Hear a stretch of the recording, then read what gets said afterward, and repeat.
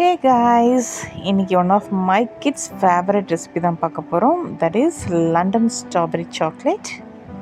அதை எப்படி பட்ஜெட் ஃப்ரெண்ட்லியாக பண்ணலாங்கிறது பார்க்கலாமா? ஸோ ஸ்ட்ராபெரி வாங்கினதுக்கப்புறமே நீங்கள் அதை 2 to 3 டைம்ஸ் நல்லா ப்ளைன் வாட்டரில் வாஷ் பண்ணிவிட்டு கூடவே சால்ட் அண்டு டர்மரிக் மஞ்சள் ஆட் பண்ணி நல்லா வாஷ் பண்ணி அகெயின் அனதர் ப்ளைன் வாட்டரில் வாஷ் பண்ணி எடுத்து வச்சுக்கோங்க. எதனால் அப்படின்னு நான் சொல்கிறேன் அப்படின்னா, இந்த சீட்ஸ் இருக்கிற இடத்துலலாம் நிறைய பாக்டீரியாஸ் அவைலபிளாக இருக்கும். நம்ம கண்ணு தெரியாத பூச்சியெல்லாம் இருக்கும். அதை கில் பண்ணுறதுக்காக நம்ம இந்த மெத்தட் யூஸ் பண்ணுவோம் வாஷ் பண்ணுறதுக்கு. கூடவே சாக்லேட் எடுத்து வச்சுக்கோங்க. சாக்லேட் இப்போ நான் 100 கிராம்ஸ் ஸ்ட்ராபெரி எடுத்தேன்னா ஈக்குவலாக 100 கிராம்ஸ் ஒரு பார் நீங்கள் எடுத்து வச்சுக்கோங்க. நான் ஸ்ட்ராபெரியை கட் பண்ணி தான் யூஸ் பண்ணியிருக்கேன். ஒரு ஸ்ட்ராபெரியை நான் 4 பீஸாக நான் கட் பண்ணி எடுத்துட்டேன்.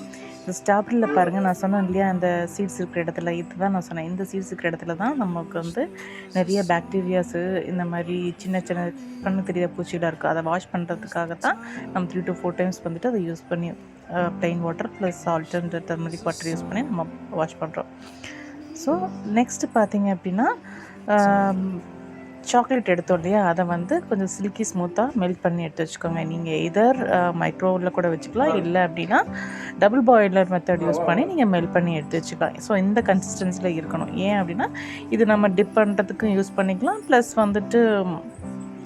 சோக் பண்ணி ஃப்ரீஸ் பண்ணுறதுக்கும் மல்டி பர்பஸ்க்காக நம்ம இதை யூஸ் பண்ணிக்கலாம். ஸோ ஒன்ஸ் நீங்கள் மெல்ட் பண்ணி எடுத்து வச்சிட்டிங்க அப்படின்னா, ஒவ்வொரு ஸ்ட்ராபெரியாக அதுக்குள்ளே போட்டு நல்லா டிப் பண்ணி மிக்ஸ் பண்ணுங்கள். எந்த ஸ்ட்ராபெரி வெளியே தெரியாத அளவுக்கு சாக்லேட் இந்த ஸ்ட்ராபெரியில் நல்லா டிப் பண்ணதுக்கப்புறம் அதை கொஞ்சம் லைட்டாக எடுத்து அந்த மீதி இருக்கிற சக்கரையில் கீழே விழுந்ததுக்கப்புறம் ஒரு பிளேட்டில் நீங்கள் சில்வர் பிளேட் எதர் இல்லைன்னா பிளாஸ்டிக் பிளேட் யூஸ் பண்ணி நீங்கள் தனித்தனியாக எடுத்து வச்சிங்க அப்படின்னா டிப் பண்ணி எடுத்து வச்சு நம்ம ஒரு 15 to 20 மினிட்ஸ் நீங்கள் ஃப்ரீசரில் வைக்கலாம். ஃப்ரீசரில் வச்சிங்கனாலே இது கொஞ்சம் நல்லா ஹார்டாக இருக்கும். சாப்பிட்றதுக்கு பார்த்திங்க அப்படின்னா கொஞ்சம் கஞ்சியாக இருக்கும் நமக்கு.